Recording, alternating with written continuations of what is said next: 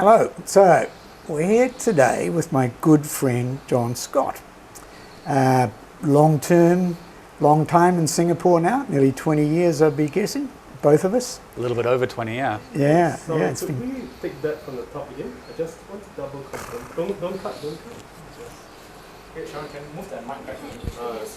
Sorry? Maybe you can introduce yourself. The one with the Oh yeah. Peter, is it? Oh really? Introduce myself. Can you shift it back? It's in your shot, is it? No, I just Okay. So talk about why we're here. I see what you. Yeah. Okay. You have the audio still. And look at the camera, I suppose. Yes, we could. Which one's the This general is the one? main cam. yeah. Okay. But try not to look at the side cams. Okay. Yeah, it's more natural. So Okay. Okay, we'll continue rolling. Okay. Very good. Hello. Afternoon. I'm Peter, Javelin Wealth. And we're here today as part of our series of 20 conversations with Javelin Wealth being 20 years old. Today, it's with my good old friend John Scott, also 20 odd years in Singapore, the pair of us.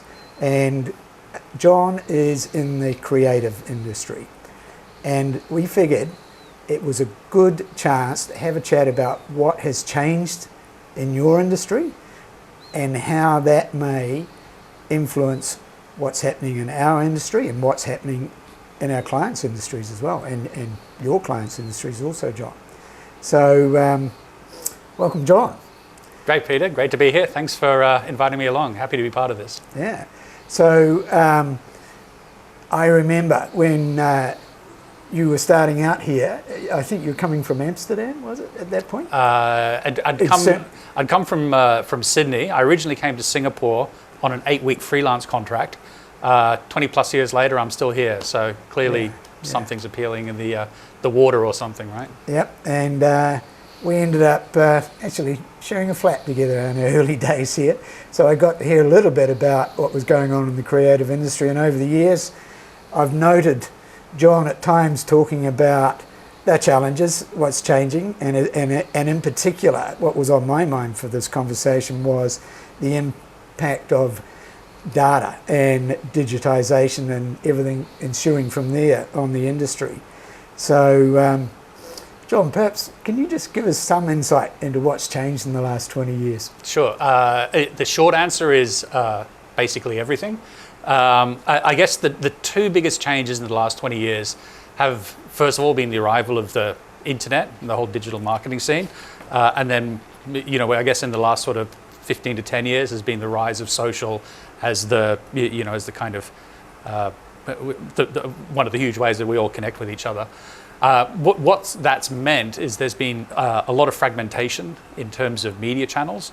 As a creative, I need to be a lot more aware of all of these different touch points. 20 years ago, we basically had, there was above the line advertising, your print, your broadcast TV and radio and things like that, and then below the line advertising, which is all that annoying stuff that used to come through your letterbox. Now, with the arrival of digital, there's these so many different ways that people connect, so many different touch points you need to think about. It really is a totally different game to what it was 20 years ago.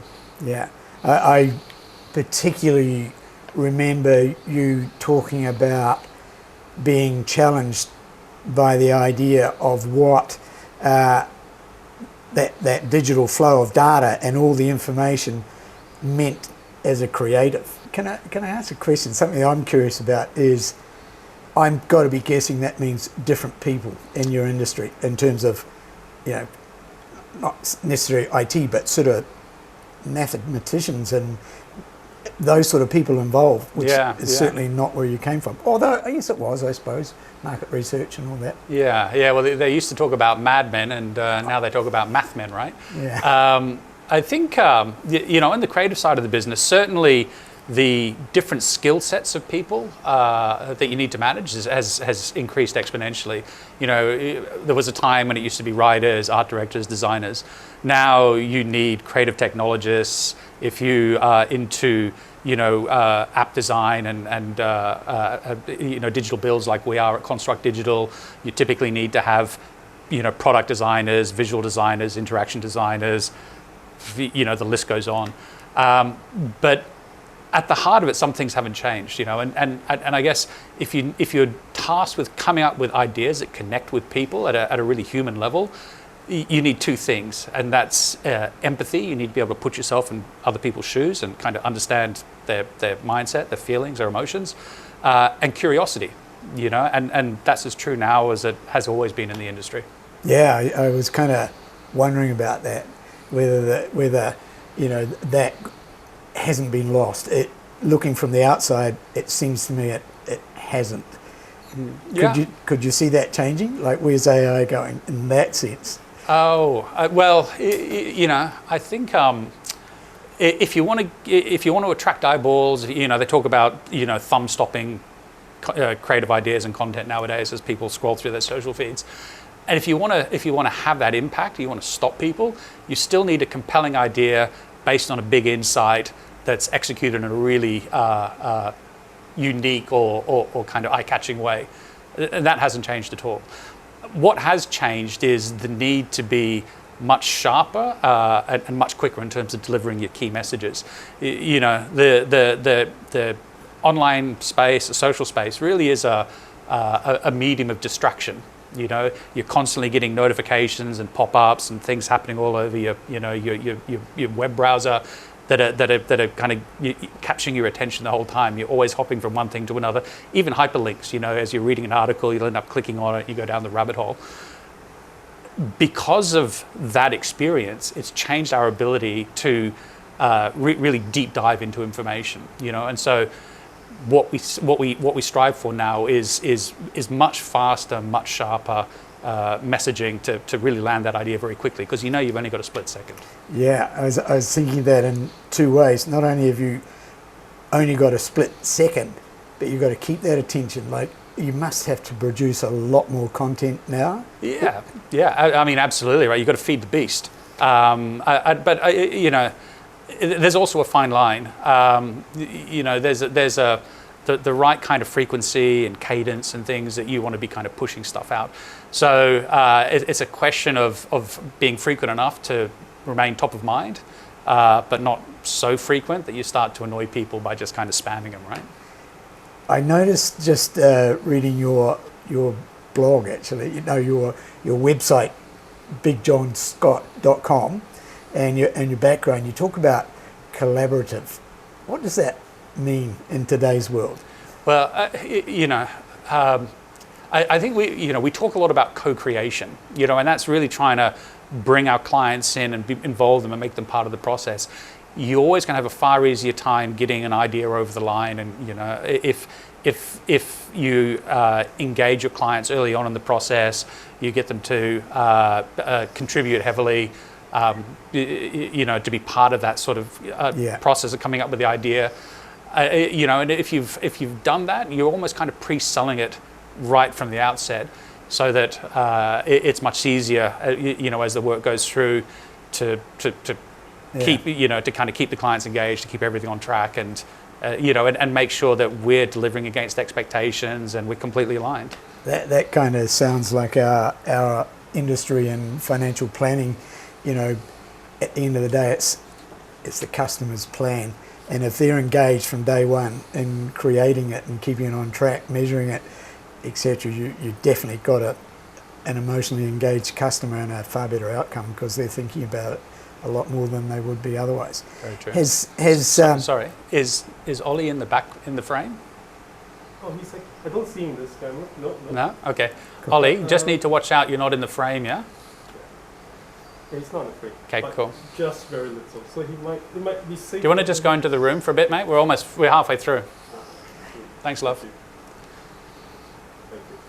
Thank you. One thing I was kind of curious about is the measurement. My undergrad was economics and marketing, and a lot of that marketing side of it was actually market research. It was data-driven measurement. Sort of going out and doing market research first, producing something, seeing the feedback. I imagine you've got a lot more accurate feedback on the success of what you're doing and so forth now. Absolutely. I mean, that's one of the key advantages of the whole digital space, right? Your ability to to test, measure, optimize, and kind of repeat that process. Iterative process. It really means that you are able to sharpen your message, A/B test, figure out what's working, and optimize yourself to the best performance. Yeah.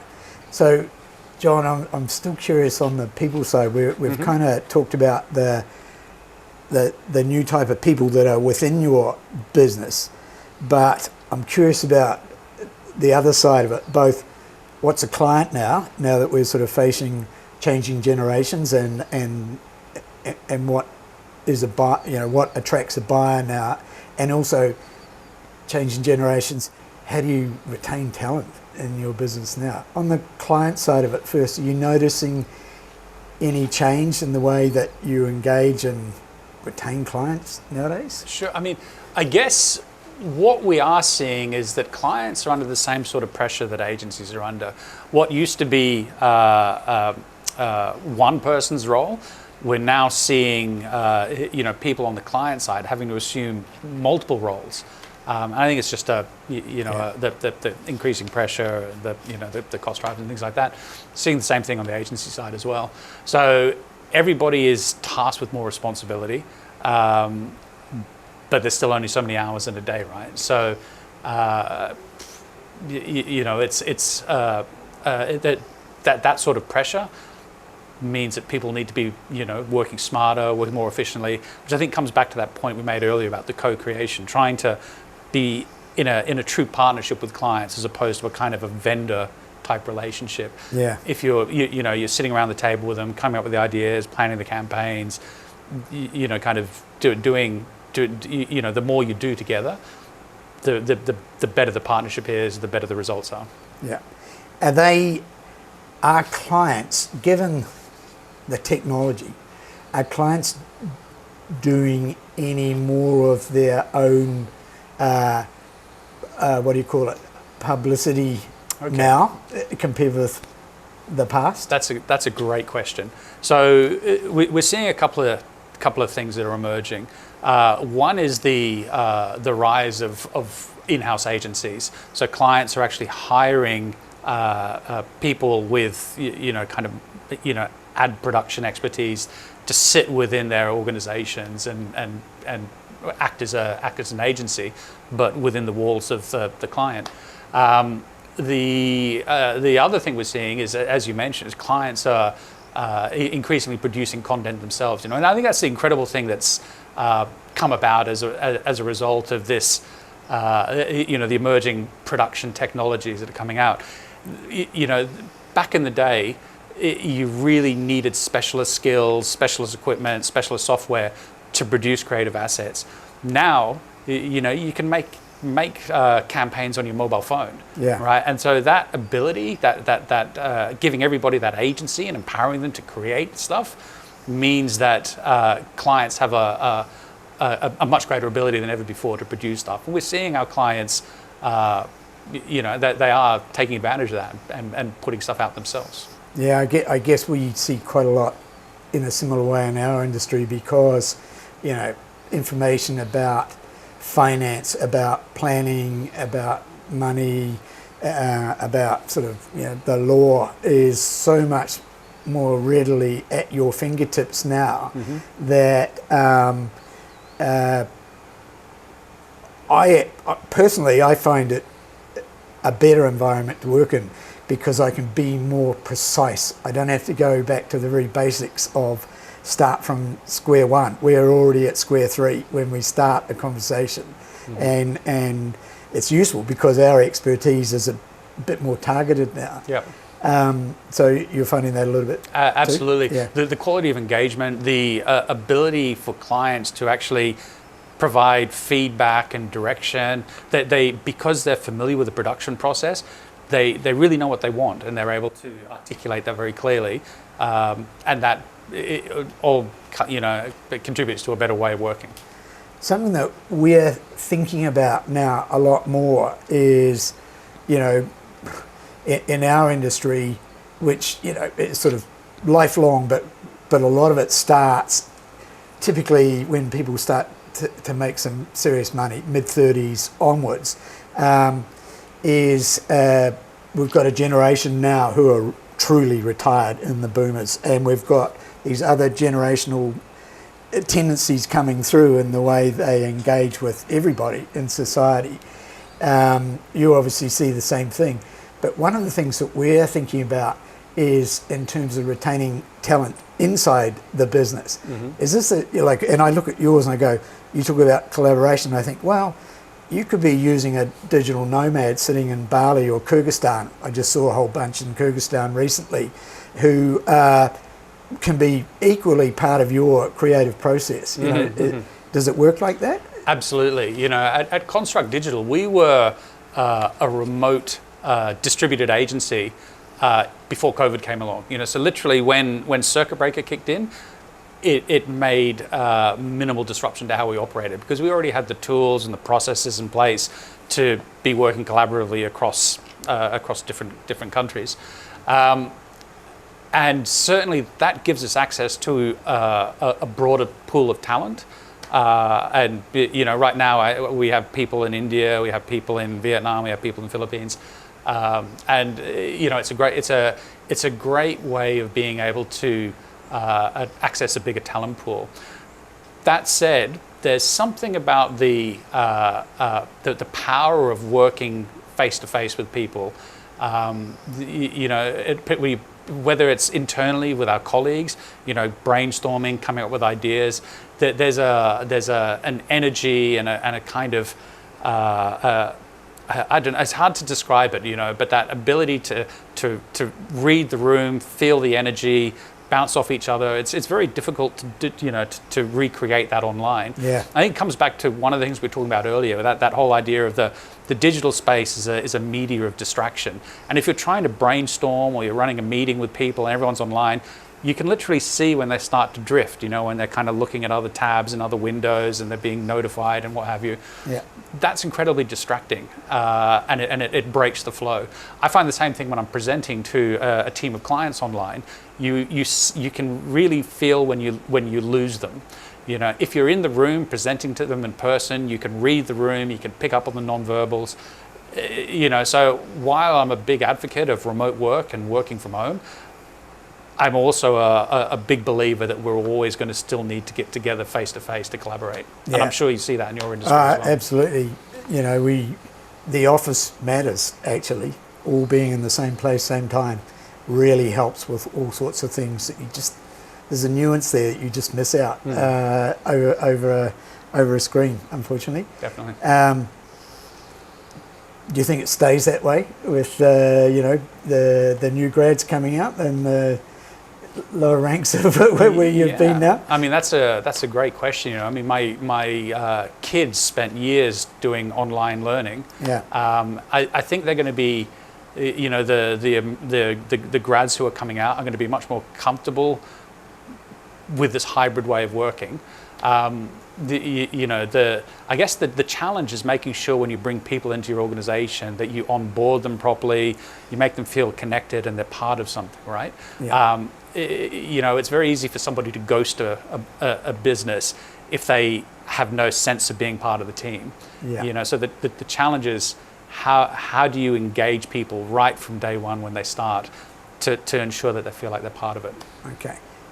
I'm going to ask a weird question. AI, do you think AI could conduct an interview like this better? Could this just be a cone and you? AI would never have your charm, mate. All my looks. Exactly. You know, could AI run an interview? Yeah, absolutely. You know, but I think what's going to be far more likely is that AI will be the co-pilot of the journalists and the interviewers. Yeah. You know, so right now you already see this, right? When people are on, you know, the television journalists, they've got their earpiece in, they're being fed lines and questions from the people off camera. AI can do that role brilliantly. You know, so will AI take that job? Yes, it could, but you know, I think what's more likely is that retaining the people, retaining the humanity and the human touch and the connection, augmented by AI. Actually, it's on something I did read on your website. which was about instilling confidence in people. And I guess that's the trick, isn't it? You know, you've got AI, but you've got to be confident that it's assisting you. I just finished a interesting book, as they always are, Ben Elton, Identity Crisis. And when you get to the latter part of it, it was exploring, you know, people identifying as, you know, different from what they were physically born, etc., which was interesting. But when you really get down to it, it was about social media and algorithms. And I'm curious, and I think our audience would be curious to know where algorithms and social media fits in what you produce and running a campaign and so forth nowadays. Okay, that's a good question. The thing about algorithms is they're really closely guarded secrets. You know, the big players in the social space are very kind of cautious about what they divulge. I guess the frustrating thing for brands that have kind of worked really hard to build a big follower base is now, with the way the algorithms are set up, unless you've actually put some money behind your content, you only get exposed to a fraction of your followers. You know, so they're deliberately reducing your exposure. Yeah. So what they've done is they've created a pay-to-play model. You know, you can create the content, you can push it out there, but unless you put a bit of money on the table, you're only going to reach a very limited audience. You know, so it's good business for them. I get, you know, but that's the rules, right? That's what you need to do to kind of reach those followers.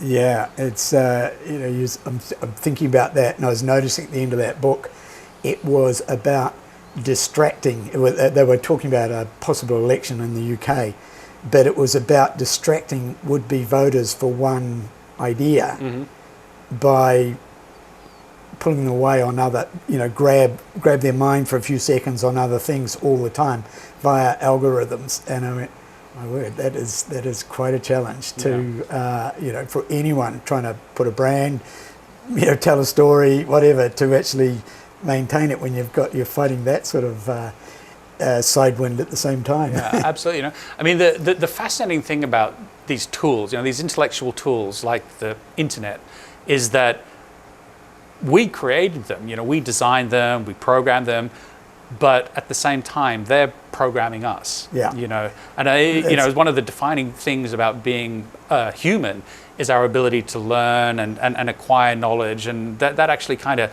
has a very sort of, it has a real impact and a real change in terms of how our brains are structured, right? Creates new neural pathways as we learn new things and create new memories. And it is amazing how these technologies are changing our whole attention span, the way we think, the way we process information. Yeah, it kind of brings me to something I'd written down there, and that is, where's regulation? Where is politics, regulation going to be necessary, I guess, in this digital age? And where's the boundary? You know, yeah. Well, here in Singapore, we like everything with the Singapore government, we're fairly well protected.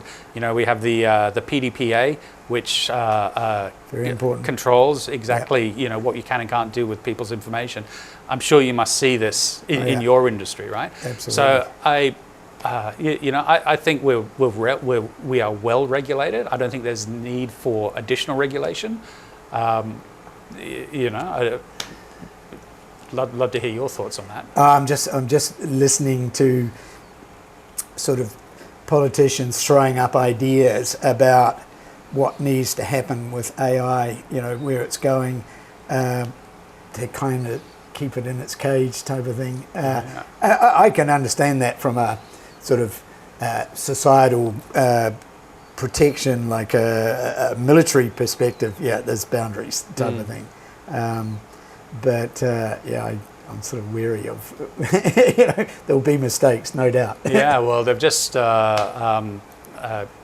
reached some sort of agreement over in the UK with the Bletchley Accord, I think it was called. Is there a need for regulation in AI?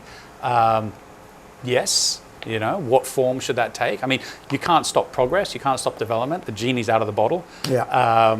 But I hear a lot of these doomsday scenarios. You know, robots. You know, the robot uprising and the end of humanity. I don't think that's the concern. Really, it's things like disinformation, the ability of AI to generate images, videos, content that is so incredibly realistic is just. If that's abused, that's a real risk. Yeah. We've already seen what can happen in election cycles when people Yes. kind of, game the system. Yeah. And AI is that, potentially that on steroids. Yeah. Now and then, an AI new Beatles song. Yes, brilliant. Quite something. And I look at that and go, that's really interesting. That seems to be quite clever use of technology right now. You know, the outcome looks pretty good. Do you ever see boundaries being crossed in terms of intellectual property in your game with creative? So I mean, there's been a lot of concern around the training sets, the data training sets that have been used to power these AI technologies, these large language models, and the images that have been used from artists have been kind of used without permission and things like that. There's actually a pushback at the moment where some clever Johnnies have come up with a system called Nightshade, which is a way of it does something to the pixels and images that are uploaded onto the internet. So it doesn't change how they look to us, but it actually makes the images unusable by the training models. So it's a way for the artists to protect their work. You know, it can't be used for training AI. Of course, everything that's up already, that's done and dusted, and they can't do anything about it. But this is one way for creators to protect their IP. Yeah. Okay. This has been very interesting. I think if I were to summarize what I'm hearing here is, as long as you're thinking, as long as you're sort of working with data, with technology, then the human place has hardly changed. That you've still got to have good humans in the game. And I guess the one thing I'm thinking now that I'm getting older is, how do you transfer your knowledge, you know, what you've learned about being a human to the younger people to keep it going? Yeah, you know. I mean, I think that's a key part of being a manager and a mentor. You're always looking to pass on experience. But at the same time, there is so much happening. I am actually much more focused on how do I acquire the new knowledge I need. True. You know, I think one of the biggest challenges we face with the arrival of AI is just keeping up with what's happening. I mean, it's moving at breakneck speed. There are new tools coming out. There are so many innovations and changes happening on a seemingly daily basis. You know, so you really need to be an active learner. You know, at Construct Digital, we've set up an AI task force, which is looking at how we can apply this in our ways of working. We're running weekly training sessions. You know, we actually publish a newsletter as well, the AI Marketer's Advantage, where we're just constantly trying to learn and keep our finger on the pulse of what's happening. Because if you don't, it's just going to, you know, it's moving so quickly. It's you know, it's to your detriment not to kind of keep up, trying to at least try and keep up. You Remind me of something a wise man once said to me. I've owned a couple of resort hotels which have quite big sort of public bar contents, so which was well outside my skill area, so I brought people in to help me. Very sort of lifelong publican once said to me, "Pete, whatever you do, look after your cleaner, because today's rooster will be tomorrow's feather duster." Can we take a breather and work out what we haven't talked about?